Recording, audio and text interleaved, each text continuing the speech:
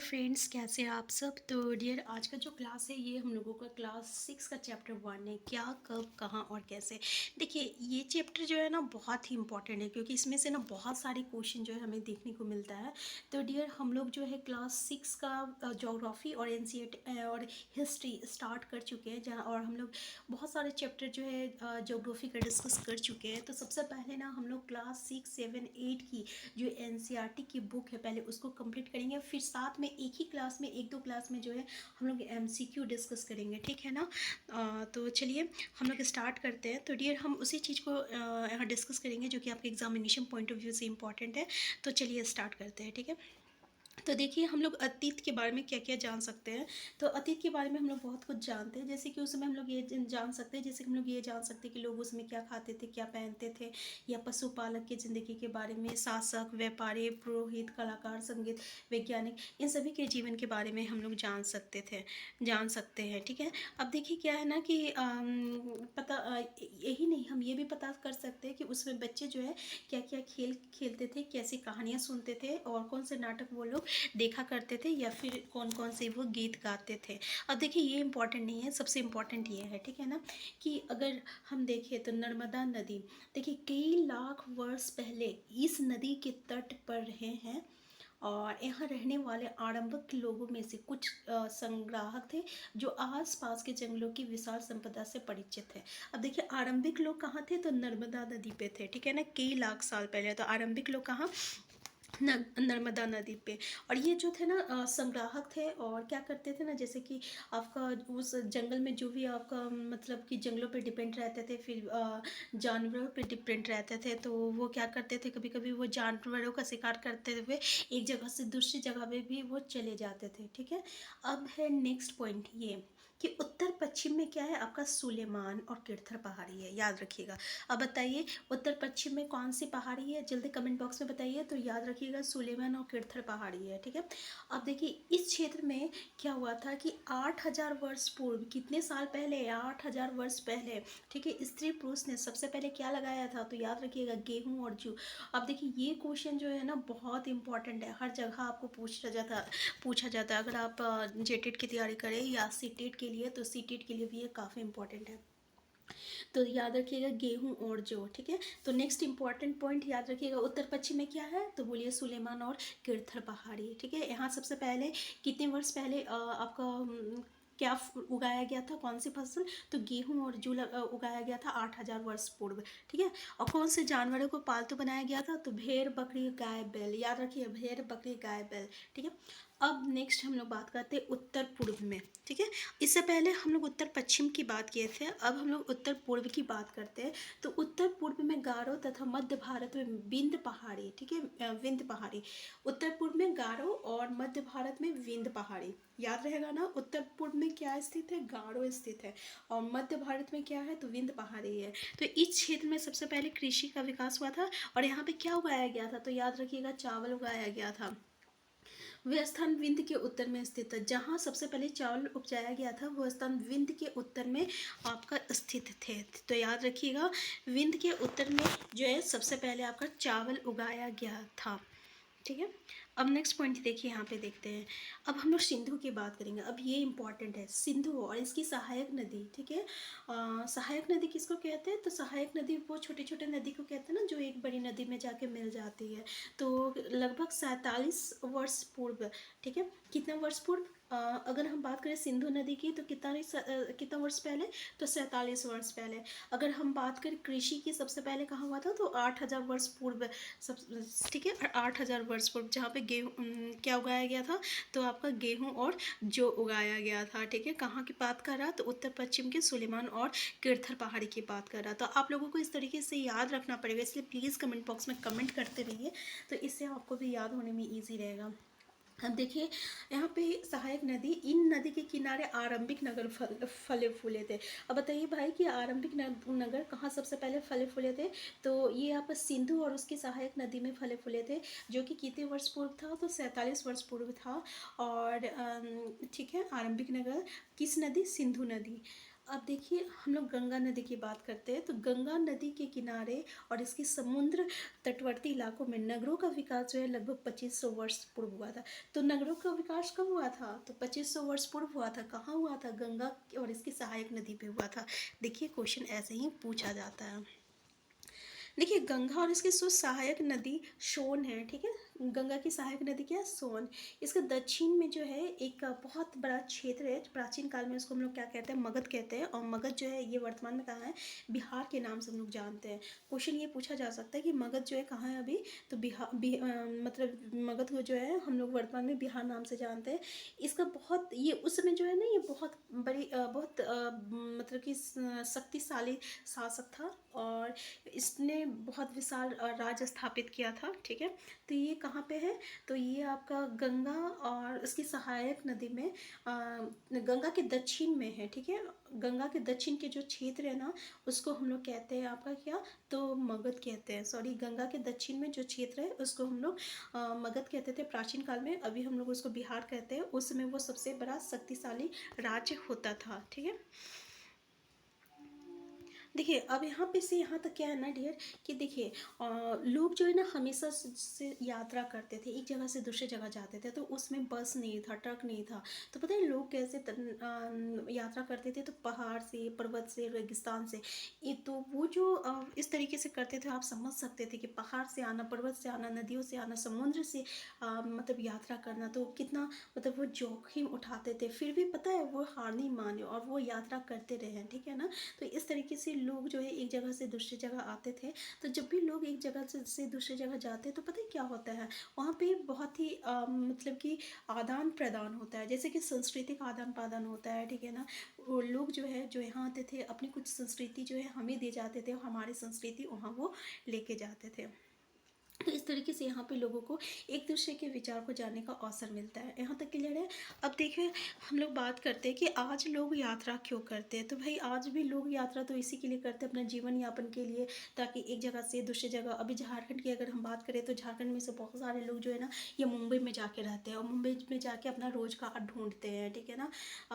तो यहाँ पे आप देखिएगा, अगर आप मतलब कि अगर कभी मतलब कि मतलब ये क्या हम बताना चाहते हैं कि एलटीटी हटिया एक ट्रेन का नाम है, ठीक है ना। अगर आप यहाँ पे जाइएगा, देखिएगा यहाँ पे जो अधिकतर पैसेंजर होते हैं ना, जो कि झारखंड से डायरेक्ट वो हटिया का ही में वो मतलब कि ट्रेन जो है खुलती है और वो डायरेक्ट मुंबई से आगे वो जाती है। तो इतने पैसेंजर जो रहते हैं ना, सो जो कि आपके झारखंड के रहते हैं, वो डायरेक्ट मुंबई जाते हैं। क्यों? तो वो केवल वहाँ पे अपना जीवन यापन करने के लिए जाते हैं। तो इस तरीके से लोग जो है ना एक जगह से दूसरी जगह जो है अपना मतलब कि जीवन यापन के लिए जाते हैं। तो जब भी ऐसा होता है तो ये जो आवागमन होता है, इससे हमारी संस्कृति और परंपरा जो होती है ना उसमें समृद्ध होती है। समृद्ध होती है मतलब बढ़ता है, ठीक है। क्योंकि लोग जब तक आएंगे जाएंगे नहीं, तब तक कैसे वो एक दूसरे की संस्कृति को जानेंगे, है ना। और फिर मतलब कि अगर कोई भी इंसान एक ही जगह रहेगा तो फिर उसे कुछ जाने कुछ मतलब कि कुछ जान भी नहीं पाएगा। और वहाँ की जो संस्कृति होती है रहेगी वो लिमिटेड हो जाएगी। तो इस तरीके से जो है जब भी मतलब आवागमन होता है तो संस्कृति में आपका क्या होता है? समृद्धि होती है, ठीक है ना। तो ये था देश के नाम। अब देखिए इम्पोर्टेंट ये है, अगर पूछा जाए कि भाई देश के नाम जो है ये कहाँ से आया था, तो देखिए ये जो इंडिया शब्द जो है ना, या भारत, ये जो नाम का प्रयोग किया गया है, तो सबसे पहले इंडिया शब्द जो है ना इंडस से निकला है। किससे? इंडस से। अगर हम लोग संस्कृत में इसका मतलब देखें तो इसका मतलब होता है सिंधु, ठीक है। तो एटलस में हम लोग देखें तो ईरान और यूनान जो है ये लगभग 2500 वर्ष पहले आए थे, जो कि पूर्व उत्तर पश्चिम की ओर से, कहाँ से? पूर्व उत्तर पश्चिम की ओर से आने वाले जो ईरानी और यूनानी थे, ये सिंधु को हिंदूज अथवा इंदोज और इस नदी के पूर्व में स्थित जो जमीन जो प्रदेश था उसको ये लोग इंडिया कहते हैं। क्लियर है ना। तो इसमें ये कहा गया है कि इंडिया जो है ना ये आपका इंडस से बना है, और जो कि संस्कृत में सिंधु कहा जाता है। तो जो ईरानी और यूनानी लोग जो पूर्व उत्तर पश्चिम से आए थे, ये याद रखिएगा कहाँ किधर से थे, तो उत्तर पूर्व पश्चिम, सॉरी पूर्व उत्तर पश्चिम कितने साल पहले, 2500 वर्ष पहले। तो इन्होंने सिंधु को हिंदूज या इंडस कहा था। और जो उत्तर पूर्व में जो प्रदेश था ना, उत्तर पूर्व में जो प्रदेश था, इस नदी के पूर्व में स्थित जो प्रदेश था उसको इन्होंने इंडिया कहा था। और भारत नाम का जो वर्ड जो है ना, इंडिया तो समझ में आ गया ना, किसने कहा था, तो ईरान और यूनान के शब्द से, तो सिंधु से ये वर्ड निकला था, इंडस और इंडोस। ठीक है, अगर हम भारत की बात करें तो उत्तर पश्चिम में, याद रखिएगा, उत्तर पश्चिम में जो लोग रहते थे, तो वहाँ जो समूह के लोग थे ना, उसके लिए ये वर्ड का प्रयोग जो है किया गया था। तो ये जो वर्ड है सबसे पहले जो है आपका लगभग 2500 वर्ष पूर्व पुरानी बात है, जो कि आपका कृति ऋग्वेद में भी मिलता है। ठीक है, तो ऋग्वेद में इस समूह का उल्लेख मिलता है, किसका, भारत का मिलता है, जो कि आपको उत्तर पश्चिम में रहने वाले जो लोग के लिए भारत का वर्ड इस्तेमाल किया गया था। यह इसकी जो है आपका मतलब कि उल्लेख है हम लोगों को ऋग्वेद में देखने को मिलता है, जो कि 2500 वर्ष पुराना है। क्लियर है ना। अब देखिए यहाँ पे हम थोड़ा सा आपको ये दिखाना चाहते हैं, जैसे कि ये वर्ड हम लोगों का छूट गया, कभी कभी क्वेश्चन जो है यहीं से आ जाता है। जैसे कि आप देखिए कि दक्षिण एशिया, जैसे आधुनिक भारत, पाकिस्तान, बांग्लादेश, नेपाल, भूटान और श्रीलंका, ये जो है आपका दक्षिण एशिया में आता है। तो आपको याद रखना पड़ेगा कि दक्षिण एशिया में कौन सा चीज़ें आ रही है, कौन कौन जगह आ रहा है। तो भारत आ रहा है, आधुनिक पाकिस्तान, बांग्लादेश, नेपाल, भूटान और श्रीलंका, और अफगानिस्तान, ईरान, चीन तथा म्यांमार आदि पड़ोसी देशों को दर्शाता है। दक्षिण एशिया जो है एक महाद्वीप से छोटा है, लेकिन विशालता तथा बाकी एशिया में समुद्री पहाड़ी एवं पर्वतों से बटे होने के कारण इसे प्राय उप महाद्वीप कहा जाता है। क्लियर है। तो यहाँ पे हम थोड़ा सा पांडुलिपि के बारे में जानते हैं। देखिए पांडुलिपि जो है ना, ये लगभग 1000 वर्ष जो है लिखा गया था।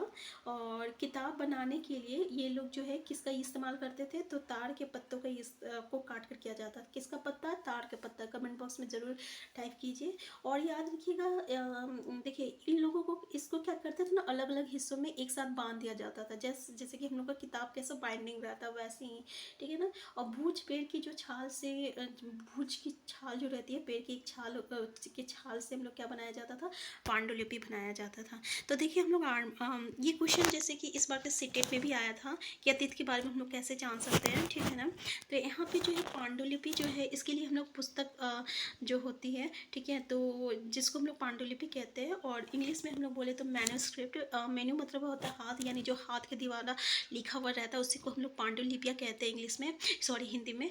तो ये जो है कहाँ से मिलता है, तो अभी जस्ट डिस्कस किए, ताड़पत्रों और हिमालय क्षेत्र में एक पेड़ उगता है जिसको हम लोग भूज्र कहते हैं। तो इस पेड़ के छाल से आपका ताम जो है ये बनाया जाता है। ठीक है, तो याद रखिएगा। तो ये समझ में आ गया ना डियर। तो आपको याद रखने के पड़ेगा कि ये भुज नामक पेड़ कहाँ हम लोग को मिलता है, तो हिमालय क्षेत्र में मिलता है। देखिए हमें जो भी पढ़ना है ना, वो आपका एनसीईआरटी को लेके चल रहा है, और एनसीईआरटी से बाहर कुछ नहीं आएगा। ठीक है ना। इसलिए देखिए एनसीईआरटी में हम लोग कितने अच्छे से एक एक चीज़ को डिस्कस करें। जब आप इसके बाद अगर आपको कहीं से भी मतलब कि अगर कोई MCQ क्वेश्चन करा रहा है ना, तो अगर इसके बाद पढ़ने के बाद अगर आप MCQ का सेट लगाइएगा तो देखिएगा आपको बहुत ही हेल्पफुल मतलब मतलब मिलेगा यहाँ से। तो नेक्स्ट पॉइंट ये है ना कि देखिए ये जो पांडुलिपि जो है ना, ये तो पेड़ के पत्ता मतलब छाल से बनाया गया है। तो पता है बहुत सारे जो पांडुलिपि को जो है ना कीड़ा खा गया, और अभी भी कुछ कुछ पांडुलिपि जो है ये हम लोगों को उपलब्ध है। और इन पांडुलिपि में हम लोगों को क्या क्या देखने को मिलता है, तो जैसे कि राजा के जीवन के बारे में, फिर औषधि के बारे में, विज्ञान के बारे में, हर एक के विषय में जो है हमें वहाँ चर्चा देखने को मिलता है। साथ में उस समय के जो महाकाव्य थे, कविताएं थी, नाटक थे, उसके बारे में भी हम लोगों को वहाँ देखने को मिला। तो इनमें से कई संस्कृत में लिखे हुए थे, और जबकि अन्य जो थे प्राकृत और तमिल में थे। तो प्राकृत भाषा का प्रयोग जो है आम लोग करते थे। तो ये क्वेश्चन जो है सीटेट में आपका आया था, आया हुआ है कि ये जो आपकी मतलब कि है वो पांडुलिपि में वो किस भाषा में आप लोग को देखने को मिला है, तो याद रखिएगा संस्कृत में। और कुछ जो है प्राकृत में भी मिली है, तो और तमिल में। तो प्राकृत जो थी ये आम लोगों की भाषा थी। ठीक है। अब हम लोग थोड़ा अभिलेख के बारे में देखते हैं। अभिलेख पता क्या होता है, अभिलेख उसको हम लोग कहते हैं जो कि आपका कठोर स्था पे उत्कीर्ण किया हुआ रहता है। जैसे कि अगर हम लोग बोले पेड़ मतलब कि पत्थर पे, ठीक है ना, तो या धातु पे, तो उसको हम लोग क्या करेंगे, अभिलेख कहेंगे। ठीक है। तो देखिए यहाँ पे देखते हैं तो अभिलेख में भी जो है हमें राजा रानी इन लोगों के बारे में देखने को मिला, और स्त्री पुरुष ने भी अपने कार्यों का विवरण उत्तीर्ण करवाया है। ठीक है, उदाहरण के लिए प्राय शासक लड़ाइयों में अर्जित विजयों का लेखा जोखा रखा करते थे। ठीक है, यहाँ पे हम थोड़ा सा डिस्कस करते हैं, ये इंपॉर्टेंट है कि लगभग 2250 वर्ष पुराना एक अभिलेख जो है हम लोगों को अफगानिस्तान के कंधार से प्राप्त हुआ है। ठीक है, याद रखिएगा कहाँ से, अफगानिस्तान के कंधार से प्राप्त हुआ है। कितने वर्ष है, 2250। और ये अभिलेख जो है हम लोगों का मतलब अशोक नामक शासक के आदेश पे जो है उत्कीर्ण करवाया गया था। तो क्वेश्चन ये पूछा जाता है कि सबसे पहले अभिलेख ने किसने ये मतलब कि शुरुआत की थी, तो अशोक ने करवाया था। और इस शासन के विषय में हम लोग जो है अध्याय 7 में पढ़ेंगे। ठीक है, तो इसमें जो है कुछ लिखते हैं, जब हम देखिए जब हम लोग कुछ लिखते हैं ना तो हम लोग किसका प्रयोग करते हैं, लिपि का प्रयोग करते हैं। लेकिन जब हम लोग बोलते हैं तब किसका प्रयोग करते हैं, तब हम लोग भाषा का प्रयोग करते हैं। ठीक है ना, तो ये जो अभिलेख है ना इस क्षेत्र में जो प्रयुक्त हुई है उसमें यूनानी तथा अरमाइक, ये दो भिन्न लिपियों तथा भाषाओं में है। तो ये क्वेश्चन आता है आपको कि जो अभिलेख हम लोगों को अशोक का मिला है और किन भाषा में लिखा गया था। तो याद रखिएगा वो जो है ना वो जो है वो आपका यूनानी तथा अरमाइक नामक दो लिपियों में लिखा गया है। ठीक है, किसमें यूनानी तथा अरमाइक। ठीक है, याद रखिएगा आर्मेक यूनानी तथा आर्मेक। नेक्स्ट पॉइंट है इसके अतिरिक्त अगर हम लोग पुरातत्वविद किसको कहते हैं, तो देखिए हम लोग उसको कहते हैं ना जो कि आपका अतीत के बारे में जो या उनकी जो वस्तु है, अतीत का जो वस्तु होती है उसके बारे में जो अध्ययन करता है उसको हम लोग पुरातत्वविद कहते हैं। ठीक है, तो पुरातत्वविद जो है किस किस का प्रयोग किया करते थे, जैसे कि ये भी अतीत के बारे में जानने के लिए ये भी क्वेश्चन आपको पूछा गया है। ये जस्ट एनसीईआरटी से एकदम उठा के लिया गया है कि इसमें पत्थर और ईंट से बनी इमारतें या चित्रों या मूर्तियों का जो है अध्ययन करते थे, और हथियार और आभूषण या सिक्के का जो खुदाई के में मिलते थे, या आपका ऐसे तत्व जो कठोर तथा जल्दी नष्ट ना हो।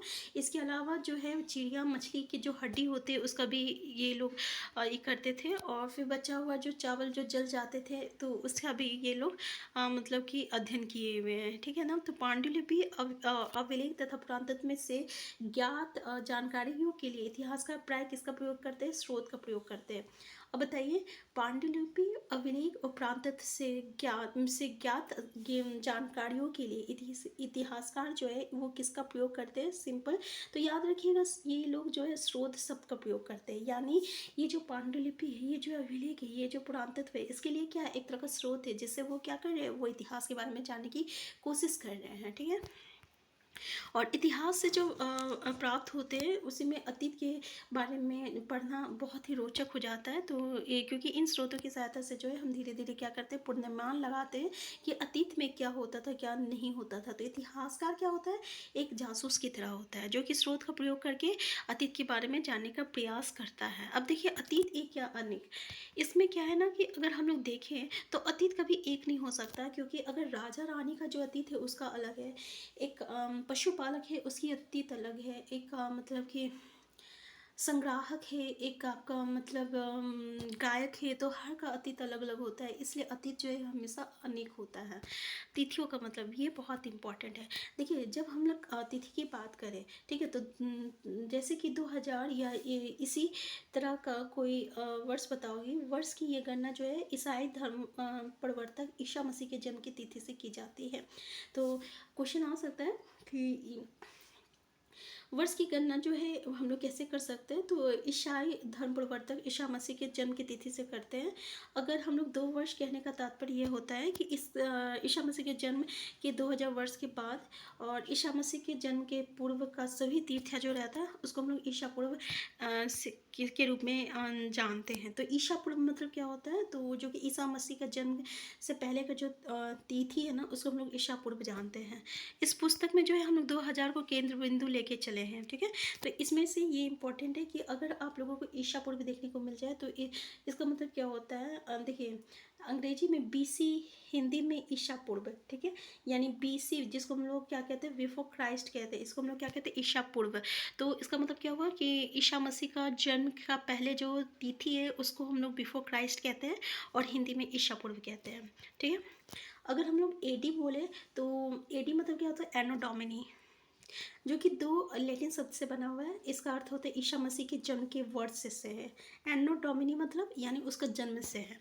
कभी कभी एडी की जगह हम लोगों को सीई तथा बीसी देखने को मिलता है, सीई और बीसी, ठीक है। या बीसी की जगह जो है बीसीई का भी प्रयोग होता है। इसका मतलब क्या होता है, सीई का मतलब होता है कॉमन एरा। देखिए फुल फॉर्म भी पूछ लिया जाता है। सीई मतलब होता है कॉमन एरा, और बी सी ई मतलब होता है before common era, before common era, ठीक है। तो याद रखिएगा। तो इन शब्दों का प्रयोग जो है इसलिए करते हैं क्योंकि विश्व के जो अधिकांश देश में जो कैलेंडर का इस्तेमाल हुआ है ना, वो इसी को प्रयोग किया गया है। तो भारत में तिथियों के इस रूप का प्रयोग जो है लगभग कब हुआ था, तो 200 वर्ष पूर्व आरंभ हुआ था। 200 अभी हम लोग बोले ना, 200 वर्ष को जो है हम लोग केंद्र बिंदु लेके चले हैं। तो तो लगभग जो है इन तिथियों का भारत में तिथियों का इस रूप का प्रयोग जो है लगभग 2 वर्ष पूर्व आरंभ हुआ है। तो याद रखिएगा कि भारत में तिथियों का जो ये रूप है इसका प्रयोग हुआ है तो 200 वर्ष पूर्व आरंभ हुआ है। कभी कभी अंग्रेजी के बीपी अक्षरों का भी प्रयोग होता है, तो इसका मतलब होता है बिफोर प्रेजेंट, यानी वर्तमान से पहले। बीपी मतलब क्या हो गया, बिफोर प्रेजेंट, वर्तमान से पहले। तो डियर इस चैप्टर को हम लोग पूरी तरह से डिस्कस कर लिया, और आपको बता दें कि ये चैप्टर बहुत इंपॉर्टेंट है। हर एक एग्जामिनेशन में इस चैप्टर से क्वेश्चन देखने को मिलता है। नेक्स्ट क्लास में हम लोग नेक्स्ट चैप्टर को डिस्कस करेंगे, और साथ में जो है डियर चैप्टर कंप्लीट होने के बाद हम लोग एमसीक्यू का क्लास करेंगे। तो अगर आप चैनल में नए हैं सबसे पहले हमको सब्सक्राइब कर लीजिएगा। वीडियो हेल्पफुल हुआ तो लाइक शेयर करना मत भूलिएगा। हम फिर मिलते हैं नेक्स्ट क्लास में।